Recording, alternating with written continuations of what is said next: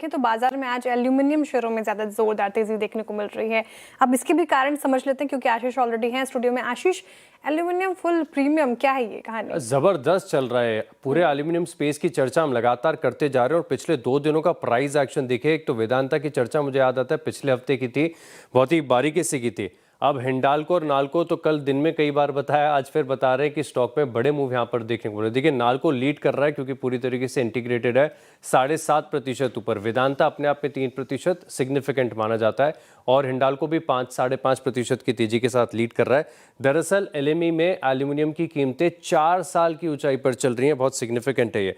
अब इसके पीछे भी कहीं ना कहीं आप देखें तो एक ही चीज़ है, डोमिनो इफेक्ट, जिसका पूरे मार्केट पर असर देखने को मिल रहा है। अब जो कतर से एलएनजी सप्लाई में रुकावट यहाँ पर देखने को मिली है, इसके चलते एल्यूमिनियम प्रोडक्शन कतर में रुक गया है। सिर्फ कतर में नहीं, अगर आप देखें तो एल्यूमिनियम बहरीन, इनकी जो कंपनी है यहाँ पर भी फोर्स मेजोर इसको डिक्लेयर कर दिया। हालांकि कोई स्मेल्टर में दिक्कत नहीं है और इनफैक्ट आप देखें तो एल्यूमिनियम बहरीन ये दुनिया के सबसे बड़े स्मेल्टरों में से एक है। कतर आप एल्यूमिनियम आउटपुट के लिहाज से देखें तो इतना बड़ा है कि ग्लोबल आउटपुट का 9% कंट्रीब्यूट करता है। अब इनके स्मेल्टर्स में कोई दिक्कत नहीं है। दिक्कत यह है कि एक तो एनर्जी की सप्लाई और उसके बाद अगर एल्यूमिनियम की स्मेल्टिंग कर भी दी तो उसको एक्सपोर्ट कैसे करेंगे, पहुंचाएंगे कैसे, क्योंकि स्ट्रेट ऑफ हॉर्मुज से कोई निकलना नहीं चाहता।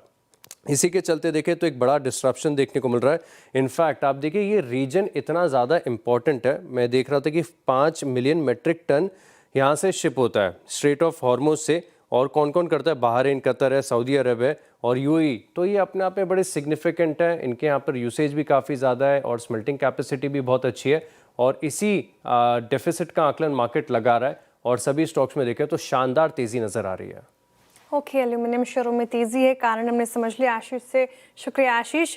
अच्छा, नैल्को लेकर आई है स्क्रीन पर और लगातार चर्चा इस पर्टिकुलर काउंटर की सीएनबीसी आवाज पर हो रही है। पिछले कुछ सत्रों से स्पॉटलाइट में, चार्ट जीपीटी में, बिग स्टॉक्स में इसको कई बार शुमार किया गया और आज भी 7.5% अप है।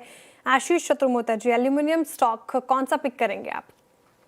नहीं, डेफिनेटली मैं नाल्को के साथ ही जाना चाहूंगा। इनफैक्ट पहले भी हमने एक बार इसकी चर्चा भी की थी और हमें लगता है कि फिजिकल जो हार्ड एसेट्स हैं ये इनका एक बहुत ही एक अप ट्रेंड बना रहेगा, क्योंकि आप देख रहे हैं कि जिस तरह का एक एनवायरनमेंट है जहाँ पे सप्लाई शॉक्स काफी बने हुए हैं, तो चाहे वो एल्यूमिनियम हो, कॉपर हो, इस तरह के इंडस्ट्रियल मेटल्स के अंदर में एक अच्छी खासी तेजी हमें हमें देखने को नजर आएगी। और नाल्को में एक और जो बड़ा एडवांटेज मिलेगा वो मिलेगा एल्यूमिनियम प्राइसेस का, क्योंकि जो मिडिल ईस्ट है वो एक बहुत बड़ा प्रोडक्शन सेंटर है फॉर एल्यूमिनियम, और क्योंकि वहां से अगर से एक सप्लाई शॉक आना शुरू होता है तो उसके चलते आप देखेंगे कॉमेक्स के अंदर में भी मेटल एल्यूमिनियम के अंदर में बड़ी तेजी हमें देखने को मिली। 6-7% का अपमूव हमें शॉर्ट टर्म में देखने को नजर आया और उसका इंपैक्ट क्लियरली नाल्को के स्टॉक में देखने को नजर आएगा, जो कैपेसिटी वाइज भी सबसे बड़ा है और यहाँ पर पे माइनिंग की भी इनकी जो कैपेसिटी है वो बढ़ रही है। तो मैं ये समझता हूँ कि 440-450 तक की एक अपसाइड आपको नाल्को के स्टॉक में पोजिशनली